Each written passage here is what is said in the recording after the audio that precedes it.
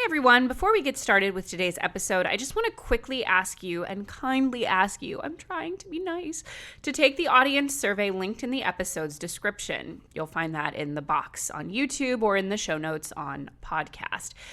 This survey is extremely helpful to us. It helps us learn a little bit more about you and what you do and don't like about TFC, and it actually makes a huge difference if you take it. It will take less than 5 minutes to fill out, and it will help us continue to bring you the content that you want most. Please do it. Hello, everyone, and welcome back to an all-new episode of the Financial Confessions. Today, I am by myself. For those watching the video, you will have already noticed I don't have a guest today, and that is because it is one of our favorite days here at TFD for the podcast because it's infinitely easier to schedule. It's just me, and that is Q&A day. It's mailbag day, and we just got a letter. Anyway, you guys sent in a lot of questions. I have like over 50 questions. I don't think I'm going to have time to answer over 50 questions, but I wanted to just have a nice time for us to kind of reset and talk to you guys about what you guys want to talk about. We will be, of course, back next week with a guest, but, without further ado, let's jump into some of these questions. So we're going to start off with some fun ones, and I'm just kind of going through these. Have you seen Star Wars yet? I've never seen a Star War. Nary a war has this woman seen. I just can't. There's too many movies and television shows. I have like 4 television shows that I've started and not finished. There's too much content. What is the best way to get a freelance or contract job at TFD? Set an alert for thefinancialdiet.com/careers. That's where we post job listings. We also post them on LinkedIn and stuff like that. Okay. How can I try new hobbies without getting financially invested in them too early? Don't financially invest in them too early. I think it's really important to set a rule for yourself that you can only invest beyond an absolute bare minimum in any kind of hobby if you have demonstrated, it's an arbitrary number, but maybe let's say for at least a month, you've done it multiple times a week. Basically, you need to demonstrate to yourself that this is something you'll actually follow through with and then sort of ramp up to higher levels of spending for it. But in general, I think way too often we preemptively spend on things thinking that spending will give us a level of imposed accountability to do the thing. And I hate to break it to you guys, but the entire gym business model depends on the fact that people buy gym memberships and then don't use them. And they make their money off the people who don't go to the gym. So we know by now that just buying the tap shoes won't make you go to a tap dance class. And yes, I'm speaking from personal experience. And actually also Erin of Broke Millennial, who's an IRL friend of mine, is like fully going to tap dancing classes at 92Y. And I feel very targeted. What is the best career advice you've ever gotten? This is advice I've gotten, but also something that we see constantly at work is talent is secondary to reliability. If you are someone who is organized, professional, punctual, responsible, communicative, all of those things are very, very important. And you would be surprised at how few people, especially early in their career, demonstrate those things to a consistent degree. We often, someone said this in one of our TFD events, one of our conferences. We have a tendency to undervalue things that come easily to us or things that we're good at. And a lot of people who are just very good at being professionals, who are very good at doing a job in sort of the logistical/administrative way, often don't think of that as a skill or an aptitude or something that they're good at. But not only is being professional and reliable a skill and in some ways a talent, it's also something that really, really distinguishes people. We have had so many people that we've worked with over the years. Now, granted, we are in a more creative field, which I think opens itself up to a higher proportion of people who are just bad at the professional aspect of it. But we have worked with some incredibly talented people who have amazing, resumes and portfolios and projects under their belt who were just a train wreck to work with. We've had people just completely ghost us. We've had people not do the job they agreed to and then have the audacity to invoice for the job. We've had people just not show up to things. We've had people send in things weeks late. I mean, I'm not going to get into this, but suffice it to say, in every one of those cases, I would, and I think the people I work with would take someone who's a little less talented at whatever the thing is that they're doing or producing and a little bit better to work with and more reliable. So yes, in whatever you're doing, never underestimate the value of just being a professional, reliable person, and never underestimate the degree to which that really sets you apart, even during the freaking application process. Every job listing we have has extremely specific instructions on how to apply. And yes, that is part of the application. Did you put the subject line correctly? Did you send it in the format it was asked for? Did you email the right person? We have had people not only completely blow past all those things, but like we'll have a job listing up that you're supposed to email a certain person about in a specific format. They literally go on Instagram and DM the person hiring being like, hey, I want to apply for this job. Like, you've already disqualified yourself. Like, why are you harassing people on their personal We have had people spam the entire company on LinkedIn, and we're like, now not only are you not getting the job, we also hate you. Like, you're so annoying. What is wrong with people? And as a last note on that, I feel like people have this weird conflation between showing eagerness and enthusiasm and just being incredibly annoying or inappropriate, and DMing people on their personal social media, especially when you haven't even done the actual application, is one of those things. Do you feel financially secure? Why or why not? I feel very financially secure because I live below my means. I know what I need to do in order to keep maintaining my finances. I don't aspire to things that are going to keep me on the hamster wheel of consumption. And I mean, I know this isn't an option for everyone, but I'm not planning on having children. And I mean, that's a real shot in the arm financially. I mean, it's expensive just to have friends with kids and nieces and nephews. I mean, the expense of having a child and the responsibility financially of having a child, and the way it obligates you to make certain decisions, whether professionally or financially, that you might not otherwise make, to not opt into that is a huge financial privilege and gives you a much higher level of flexibility financially. So that's part of the reason why. But I think that feeling financially secure ultimately comes down to, yes, there needs to be a baseline of how much you're earning, how much you're able to save, all of those things. But once you get there, the entire differentiator comes down to living within your means or not, having aspirations that are affordable and sustainable or not. And we see all the time these like articles and exposés about couples or people who are living paycheck to paycheck, who feel very strapped for cash all the time. And it's because they're spending outrageously, because they live in these really, really outrageous social circles. Statistically, people with more money tend to socialize more and more with only people in their own income bracket. That is exacerbated by children.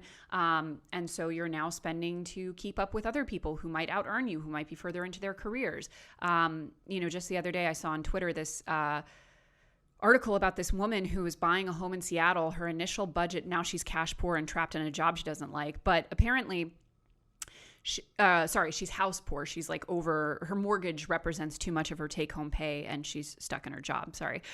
But this is like an interview with her, and I don't know what she was smoking, but she put her whole face and full name in this article, which you couldn't pay me to do that. But her initial budget when house hunting in Seattle was $800,000. And then she didn't like the houses she was seeing. So then her budget was $1.3 million. And then she ended up getting a place for like $1.45 million. And first of all, I don't even know what the word budget means to this woman, if it can just double essentially. But also, like, no shit that if you buy something that is twice as expensive as what you were initially planning to buy, you're going to have a bad time. Like, you're going to have a real problem keeping up with your demands financially, and you're going to be stuck in your job, and you're not going to have enough money for the other parts of your life that are important. So yeah, once you get to a certain level of, baseline comfort and stability, it's all about keeping your expenses down relative to how much you earn. And it's not that hard. What is wrong with people? It was 800,000. Just kidding. Now it's like twice that. Any advice for people who chronically overcommit or overschedule? One thing that I really recommend as someone who tends to be a yes person in that regard is whatever calendar tool you use. And if you're not, well, start by using a calendar tool because that will really help you see like, oh no, we got a lot coming up on the horizon. Start blocking off places in your calendar. I love Google Calendar. It's so easy. It syncs with everything. You can send it to people, but start blocking off places in your calendar that are for you. And they could be for leisure. They could be for activities you want to do by yourself. They could just be like, don't put anything here, but start blocking out time for, downtime the way you would things for active activities and commitments. But definitely start by using a good calendar tool if you're not. Do you acknowledge the privilege of having a partner with a stable income when starting TFD? Of course. I mean, I say that, at the time especially, I said it constantly. Like my co-founder Lauren and I, we earned basically nothing the first year. I think the second year we took home like $20,000 each, which is not livable in New York City. But both of us had partners with full-time incomes that we could live on, not like kings, but we could live on them. And they had health insurance they could add us to. Without those two things, there would never be a business. And my husband also took a sabbatical from work to help build out, some of the infrastructure for the company for ads and for early forms of revenue. So he owns a small part of the company because, even if we were to separate, God forbid, like he earned that. And, that should be represented in, real material ownership. So absolutely, it's a massive privilege. And we say it all the time. Thoughts and feelings on the overwhelming number of crypto commercials during the Super Bowl. Thoughts and feelings. Not good. No, honestly, the biggest feelings I have about it are extreme anger at the people who are using their money and all of the cheap money that's floating around crypto right now, the VC money and so forth, to try and legitimize this as a financial opportunity for the average person in order to offload their holdings and get some liquidity in the market. I think that that's reprehensible, and I hope they step on a million Legos. But I also just feel really sad. I know a lot of people in my life, like one of my friends was saying the other day that his brother owes him some money, but he can't pay it because he's all tied up in crypto.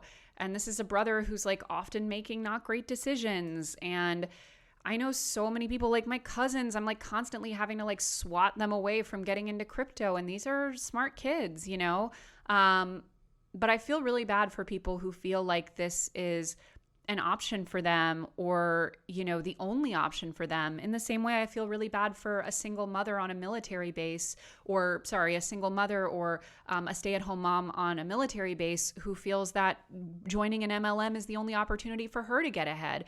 Because in both situations, a lot of what they're experiencing isn't wrong. And a lot of the real opportunities available to them are extremely limited and problematic. So I just feel sad for the country a little bit. And then lastly, I just feel like we're headed for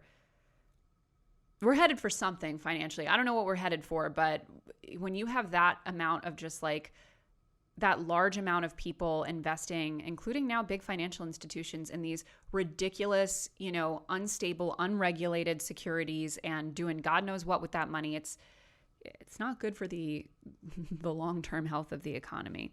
Tell us more about working in Annapolis at the Yacht Club. So for those who don't know, I lived in a town in my adolescence called Annapolis, Maryland, which is like a very wealthy, it's like an affluent, very kind of waspy sailing community on the Chesapeake Bay. And I worked at a yacht club, which is a country club for people who have boats, yachts generally. Extremely expensive, extremely elite. Like every, weekend there was like a wedding with, 500 guests, or there would be like a bar mitzvah where like Pitbull was playing. Like it was just a very, it was like, if you can imagine like the clientele of this place was like, imagine like 1,000 Brett Kavanaughs and their wives and children. And it was one of my favorite anecdotes about the place is that toward the end of me working there, I think I worked there for like definitely under a year, maybe like 9 months or something. I was like at the Xerox because I worked in the reception, and I was at the Xerox, and there was a like flyer that they had made, some of the members had made, and it was a like action committee they had made called Yacht, which was an acronym standing for Yachtsmen Against Constant Help Turnover. And I mean, like all of the women that worked there, just like all kinds of, you know, harassment and just a really toxic work environment. Like I worked the front desk, and fun fact, if you're in a private club, it does not have any of the same rules about like when it has to close, serving alcohol, things like that. So when I would work on, I think it was Wednesday nights was the poker nights, you had to stay at the front desk. You were required to stay at the front desk until the last member left. And often on nights like that, it would be 3 a.m. and you would have guys coming up to the front desk to get their car keys who were very, very visibly inebriated, and come get their keys to their Porsches and their, you know, Mercedes and whatever. And you couldn't do anything about it. You weren't allowed to not let them, because legally in a private club, this is like their house. Like you're not allowed to do anything. And you can't, you know, when they would say whatever they would want to say or behave however they wanted to behave, you couldn't do anything about it. Hence the constant help turnover. But yeah, it was a really crazy experience. And I, looking back, like feel very glad that I did it, because I, you know, growing up, you know, when I was pretty little, we didn't have a lot of money. And then when I lived in Annapolis, we were, you know, I would say probably lower middle class, but, you know, I was surrounded by very wealthy people. So I had a lot of insecurity, but also I think I had a lot of like really romantic images of wealthy people. And after working at a place like that, I have no illusions. Like you really see how wealth gets passed around. You really see how, like, you know, the unbelievably dumb like lacrosse kid whose parents are incredibly wealthy can like get 3 DUIs in, you know, high school and get them covered up, and then like end up going to like Duke on a scholarship or whatever, and like get some job because his dad's friend works at whatever firm. And it's like, that's how it works for a lot of people. Not all people. Some people, you know, scratch, and some people are really talented and this, that, and the other. But so many wealthy people, especially that older, more established wealth, like it's a bleak environment. And yeah, you work at a place like that for a couple months, you're going to leave like, you know, singing the Internationale and like, you know, wearing all red. Let me tell you that. Will TFC please come out with a Canadian version? You're listening to it, eh? Where did you find your Spanish tutor? Fun fact, I put out a call on Twitter looking for one, and she was the only person who wrote me all in Spanish, which I thought, wow, what a nice way to distinguish yourself. So that's a little hot tip for people looking to distinguish themselves when applying for something. And she ended up being she's like a friend now. She's great. I like went and visited her for a couple days in December. She's the best. Yeah, and that's actually a big recommendation if you're learning a language. If you don't find a way to actively speak it that you are looking forward to and enjoy and feel like you actually enjoy the conversations, you will never really get very good at it, because, you know, very formal classes, Duolingo, trying to teach yourself, all of that stuff, like it's only so much, you can only do so much when you're having conversations that are like, I'm going to the store. Are you going to the store? Like you need to be able to have conversations that are engaging and that you actually want to be able to express yourself better in and that you look forward to. So it could be a tutor that you really enjoy talking with. It could be a meetup group. I used to do those a lot. It could be finding language buddies, whatever it might be, but you have to give yourself those more natural opportunities to speak it. Otherwise, it is always a struggle. Have you ever received a critique for an interview that was justified upon reflection? Oof. Plenty. I mean, I think I read a lot of critiques of myself. I try not to seek them out too much, but between seasons, like I'll go and I'll read reviews and I'll read comments that are more critical. And like, I think I as a result of reading them, I talk less myself in this season than I have in seasons past. I think everyone's a chatty Cathy who starts a podcast. Let's start there. I don't think you start one unless you like to talk. But also one thing that, is that I think a lot of people listening to interviews don't necessarily understand is that you are completely rolling the dice every time you speak to someone. Like, you can speak to someone who will not shut up and you can barely ask them a question. But then you can also speak to people who give you very, very short kind of yes or no,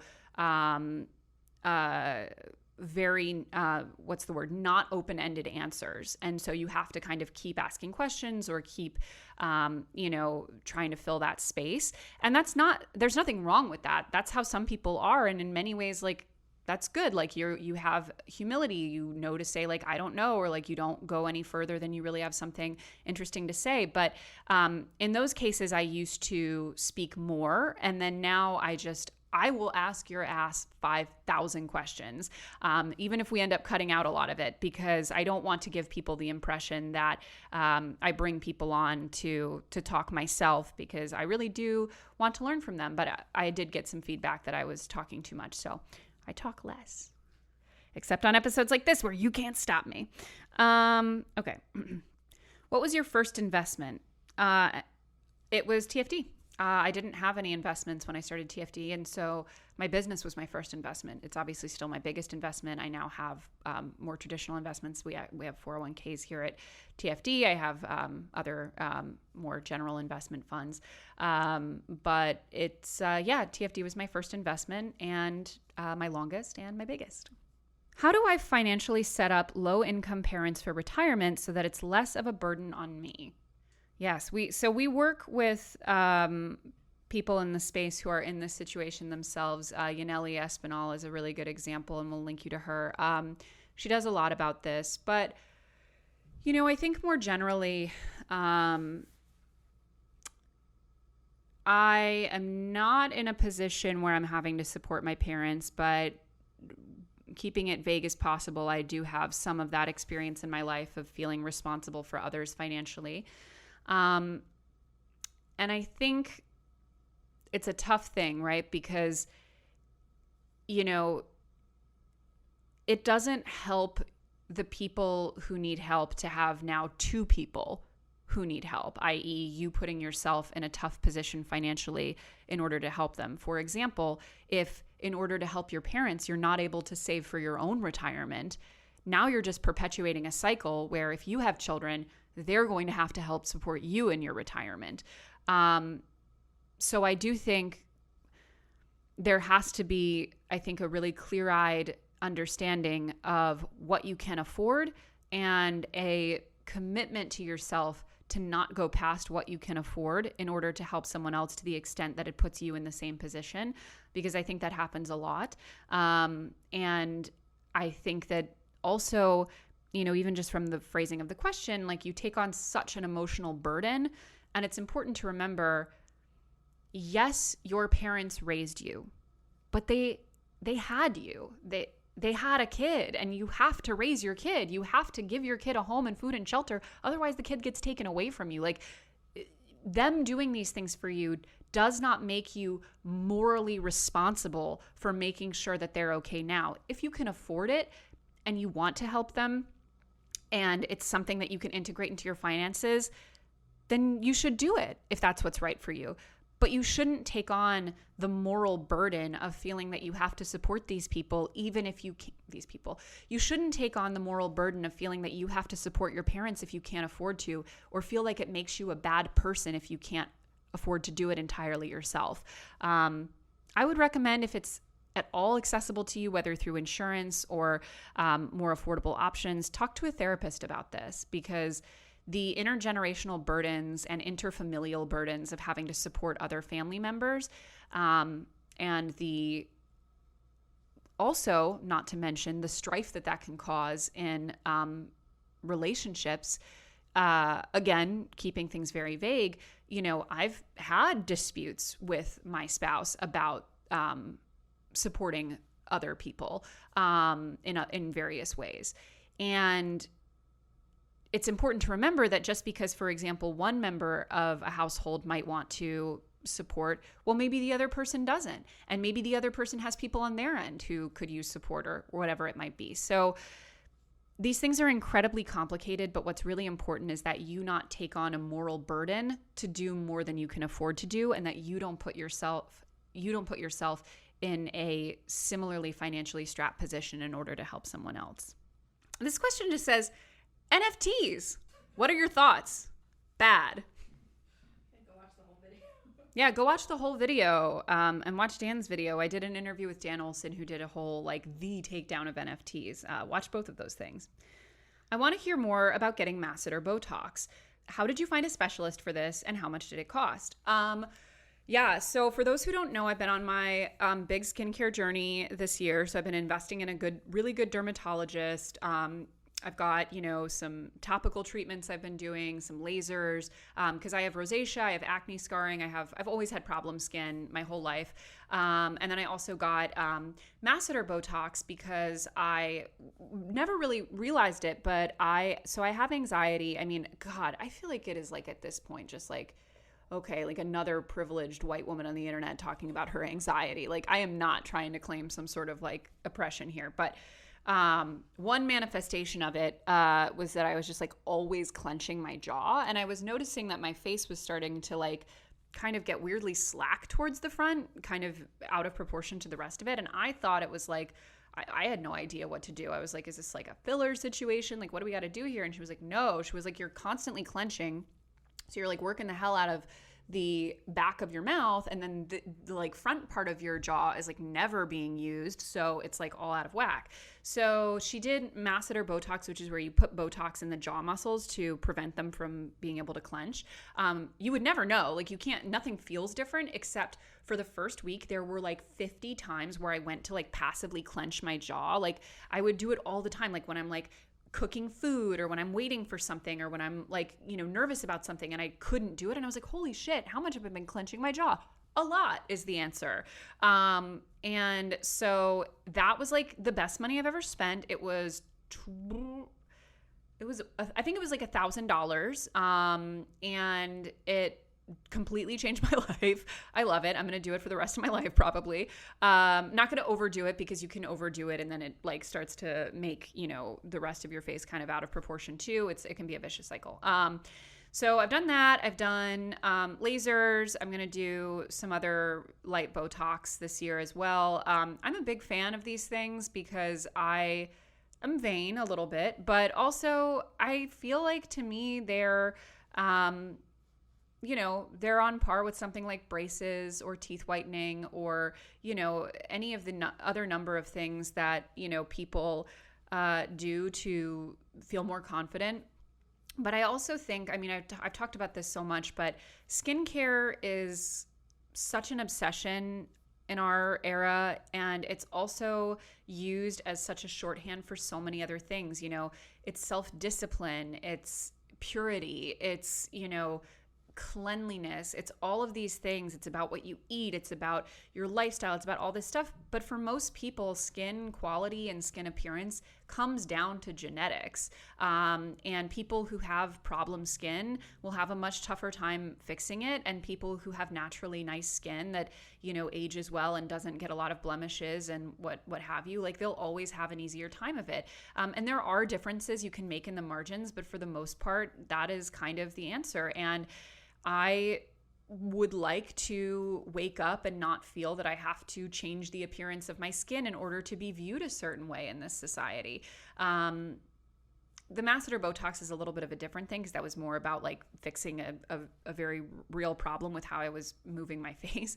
But in general, I think it's very important for people to be more open about what they're doing to improve their appearance if they're doing it, because like I said in my celebrity beauty video, a lot of this really amounts to a kind of gaslighting of we all know all of these celebrities look as good as they do because of all the procedures they're getting done and the professionals they have working on them, and yet we're supposed to pretend it's just because they're drinking a lot of water and rubbing olive oil on their face. Like it's a lie. So, I'm very committed. I have a Twitter thread going about it. Anytime I do something, I post about it, about the cost, about, the results, things like that. But especially for other people out there who have things like acne, rosacea, psoriasis, all of these skin problems, I want to especially be really honest about what it takes for me to see results, because I spent years and thousands of dollars on all of these like holy grail skincare things that people swore worked and wouldn't work for me. And I was like, well, what am I doing wrong? It's because they're not really helpful for what are ultimately actual medical issues, like go see a doctor. So my dermatologist is expensive, but actually I've spent less this year on skincare than I have in years past because I buy almost no products. Like I have a few prescription things and like good moisturizers, but I don't really buy all like the serums and the retinols. Like for example, I heard retinol was the thing everyone was supposed to do. I was doing retinol for quite some time. And then my dermatologist was like, what is wrong with you? You have rosacea. Like, no wonder your rosacea is getting worse. You can't use retinol if you have rosacea, or like you have to be, you have to use it differently, this, that, and the other. So suffice to say, Masseter Botox, I'm a fan. Botox generally, I'm a fan. Fillers, you got to be real careful with fillers. Now, let me tell you that. Like, you see celebrities out there looking crazy. A lot of the time, it is way too many fillers and people get addicted to them and they don't realize that fillers don't go away. They just migrate. And so you're now putting filler on top of filler. I'm honestly a little terrified of fillers, to be honest. But the rest of it, lasers especially, a laser, wow, lasers are cool. I love lasers. How often will you do the Masseter Botox? So it lasts, I think, about 6 months. I probably won't do it every 6 months because I don't want to like really overdo it because you can really like over weaken the muscle. And I've read about that, but I trust. So one last thing on this is when I was choosing my dermatologist, I was like, this is my face. This is my skin. I am not messing around with like a dermatologist on Groupon. Like I am going to the best dermatologist I can find with the best reviews, the best results, whatever. And to her credit, more than once, I've like asked her about a procedure or a treatment that was more expensive. And she was like, actually, no, go for the less expensive one. It'll get you what you want more naturally, whatever. And she was right. And so she's not out here trying to like nickel and dime me for everything or sell me a bunch of products. And so therefore, I also trust her to be like, this is what's right for you and this is what you should do. And she hasn't steered me wrong thus far. So, okay. And then on that note, what is my actual budget for skincare? So I would say once a quarter, I probably spend somewhere around $1,000 at the dermatologist for some kind of a treatment. But again, some of that I'm only doing once or twice. I'm not going to be doing it forever. But as of this year, or the past year, since I've been doing it, the dermatology. So once a quarter to once every 6 months, I would say I spend about $1,000 at the dermatologist. And that includes some kind of whatever treatment and then usually some sort of maybe like one product or something. My topicals that I get are mostly covered by my insurance, so I pay basically nothing. And then I get a couple, like I get a moisturizer. I do like Charlotte Tilbury moisturizer and a Tatcha moisturizer, like for day and night. So on a month-to-month basis, probably works out, like if you even it out, because I only have to buy the moisturizers every quarter, maybe, well, every couple months. Yeah, I don't know offhand, but I probably don't spend more than $50 a month on skincare, plus the dermatologist once a quarter, which is about $1,000. So what is that? $5,000 a year? Yeah. $5,000 a year. And I know people are going to be like, that's so much money. I know it is. I wish I had great skin. I wish that I weren't cursed with my father's skin. I love you, Dad, but you really screwed me on this one. But yeah, it's a medical issue that I treat like any other. That was long. Okay. How do I become type A? Watch my video called How I Became Type A. I'll link you to it. What's your opinion on using or depleting savings or sinking funds to pay off a car loan faster? I mean, I would not do that unless you're paying some crazy amount of interest on it that's really hurting you. But if you're just doing it so that you don't have a car payment, like you have to be really strategic. But the good news about it is that you can really there are so many great interest calculators out there where you can really weigh these decisions mathematically based on your individual situation. But If you're just doing it to not have a car payment, probably not. If you're doing it because you're paying a crazy amount of interest and you could get rid of that interest and save the money, yes. But here's the thing. If you deplete your savings and your sinking funds and now you're turning to use a credit card for these things that you otherwise would have used your sinking funds for, you could be in a way worse situation. So do the math is my answer. When in your journey did your attitude towards money change, and why/how did it change? It changed when I was seeing an incredible number of consequences in my life as a result of my poor decision making and negative relationship toward money. And it changed when I wanted to have, quite frankly, a better life, that I wasn't, constantly scrambling and hiding from debt collectors and making excuses and having to make decisions I didn't want to make. I know people going through this. I know people in my own life going through this. I think in some ways it's similar to an addiction, where when you've really messed up with money, when you've been historically very bad with money, you've made a lot of decisions. And sometimes people don't get themselves into this situation through their own, flagrancy the way I did. But for those who did, if you've historically been very bad, like maybe you racked up a ton of credit card debt shopping, or maybe you squandered a bunch of money on stupid stuff, or maybe you over leveraged yourself and now can't pay back your loans, whatever it might be, you get to this place where you feel so ashamed and so far in the hole and so like a failure that you almost you can't picture a different life, and you also can't imagine dealing with the first initial steps. Like even looking at your account can make you feel, really, really anxious and uncomfortable, and you won't do it. And I compare it to an addiction only in the sense that, from what I've heard from a lot of people who've overcome addiction, when you get yourself into a really, really tough place, the idea of having to be honest and own up and admit mistakes and ask for forgiveness and sometimes ask for help can be incredibly overwhelming. But the thing about money and many people do have addictive and compulsive relationships to money in various ways. But the thing that's so great about changing your relationship with money is that the things that make a person good with money are accessible to you, whether you have very little of it or a ton of it. Really tracking and understanding your budget, making better day-to-day decisions about spending, understanding what some of these terms are and what your goals should be and what you need to do to get there. Like all of these things you can do even when you're in debt. You can do them when you have very little money coming in. You may not be able to make a ton of, financial progress right away, but you can change your mentality and relationship to these things. And that I think is really nice, because a lot of things we think are accessible only to very wealthy people. It's just not true. You can, I think in many ways I started having a very good relationship with money long before I really had money.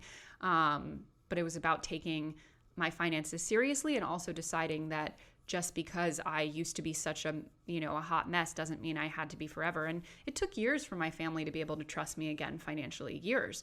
And friends too, and other people in my life. That was really embarrassing and hard to get over.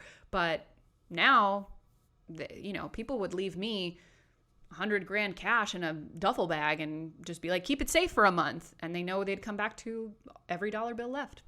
That's big. I live in poverty and I have a sheet with all my fixed costs and my grocery budget. What should be my next step in my personal finance journey? So this is always the advice / thing that never feels fun to hear. There's two things: spend less, earn more. There's no magic third option. If there were, life would be a lot cooler. But you have to figure out how to take in more money. Now, there are a lot of ways to do that. Are you perhaps eligible for a raise at your job? Maybe. Should you perhaps look for another job that will pay you better, because most people typically see their largest increases in compensation when they change jobs? Maybe. Are you able to take on side streams of income? Maybe. Are there government subsidies and services available to you that could help offset some of your budget or supplement your income? Maybe. On the flip side, are there things you could spend less on? Are there costs you could share? Are there ways you could reduce your living costs in the shorter term? Maybe. The answer to all of those things is maybe. But it is very important to remember that there are no third options when you need to balance your budget. You can make more, you can spend less, but there's no third option.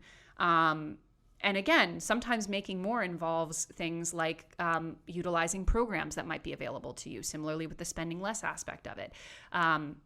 But one of those two things. So make sure you've shaken all of the branches. If you are in poverty, make sure you've shaken all of the branches of what's available to you in terms of resources, and use those resources without shame and without compunction, because our government barely does anything for us. The least they can do is help people out with basic resources when they need it. So you use it to your full advantage. You transfer whatever savings you're able to realize through using some more of those programs into, creating more long-term stability for yourself. But once those are all exhausted, you must take in more or you must spend less. But the good news is that generally speaking, most people do have ways to increase their income. It might not happen immediately, but whether through changing or improving your primary income or adding another stream of income, most people are able to increase their income. We even did a video about side hustles you can do from bed. That's still doing numbers. What clothing stores are worth the investment? I don't know where to get high quality items versus what's trendy.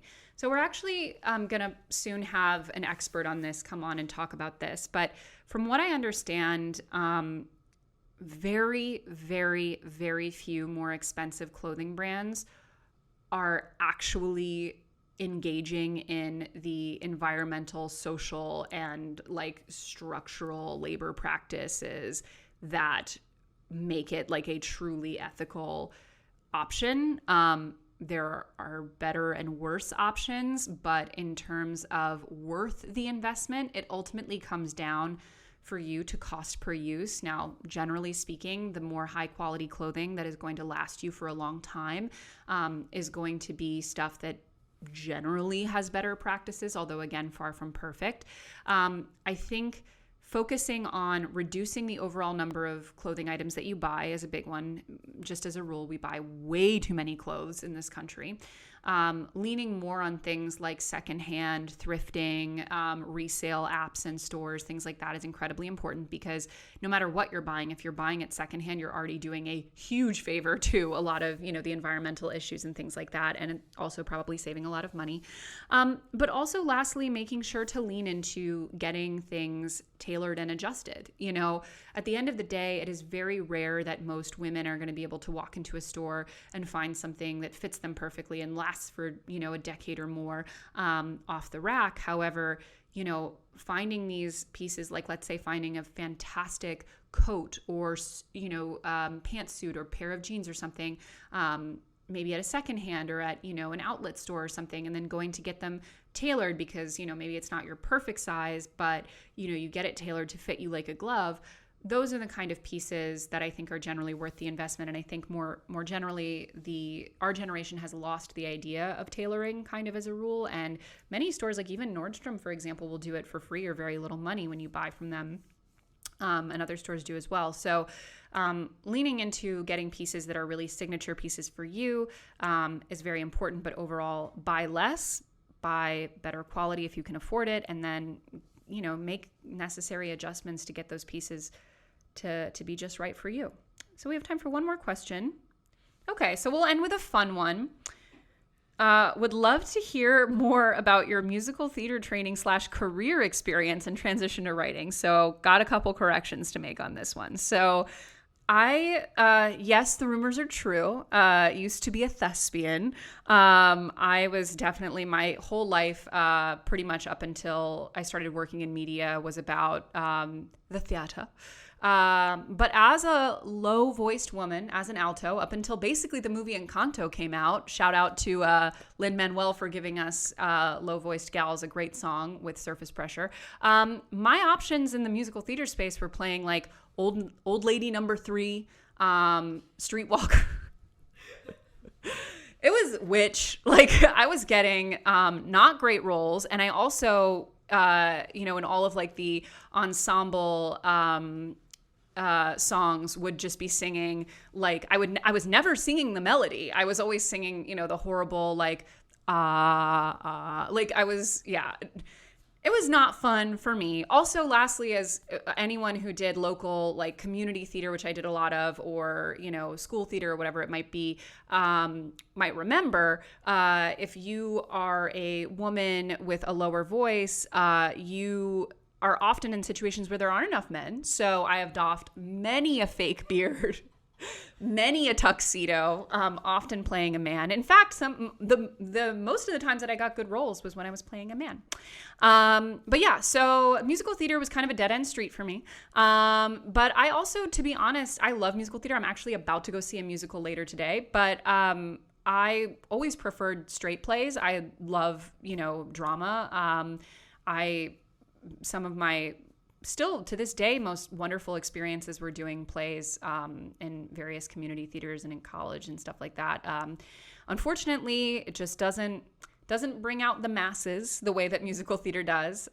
So I never had a career, for what it's worth. I was never paid to be an actor. But in some ways, I kind of look back at that and feel like, wow, that was so cool that I spent so much time and energy. Like, there were times when I wasn't going to school and I was like working full time, and my entire life outside of working full time was doing plays. And I really miss, in some ways, having such energy and passion and commitment and integrity for something that wasn't a career, that wasn't making me money, because I definitely wouldn't do that now. I wouldn't give, 30 hours a week on top of my job to something that wasn't paying me. And maybe that's, I should ask myself why, because that was awesome. I do Spanish a lot, certainly not as much as I was, not during Showtime.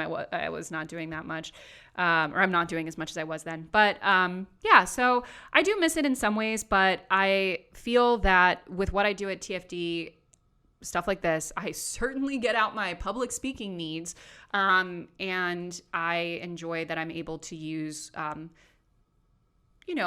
communication to interest people in a subject they may not be interested in. So I'm not an actor, but I'm the most annoying word in the world that people use, which is I'm a storyteller. Every like depressed aging man at an ad agency refers to himself in the same way. That's horrible. Anyway, I'm not an actress, but I used to be, and I shout out to that time in my life. Shout out to everyone that I still have on all my socials that I was like very much in the mix with. Some of them are still pursuing acting. Some of them have gotten some legit roles, and good for them. But I have trust me, I am not one of those people who like goes to Broadway and is like, oh, this could have been me. Like, no, it could not have. I have no delusions. And also they have to live such a stoic life. You guys might have seen the interview we did with my friend Nick, who's currently playing Burr in Hamilton on Broadway. That man can't even like eat a sandwich on days he's performing. Like, he has such a they're athletes, these people. So I can't be doing that, and I don't miss it in that respect. I don't think I miss my big career, and I feel empathy for people I know who like can't even go see a play because it makes them feel, or like, a dance show or orchestra performance, because they feel like they really missed out. I get to love it from afar, and I still do. And like I said, I'm going to go see our favorite Aussie, Hugh Jackman, do his best at Harold Hill. Will he be up to filling the shoes of Robert Preston? I'm doubtful, but we'll see. Anyway, guys, thank you so much for tuning in to another episode of the Financial Confessions. We will be back next Monday, with a brand new episode. Take care, and I'll see you next Monday. Bye.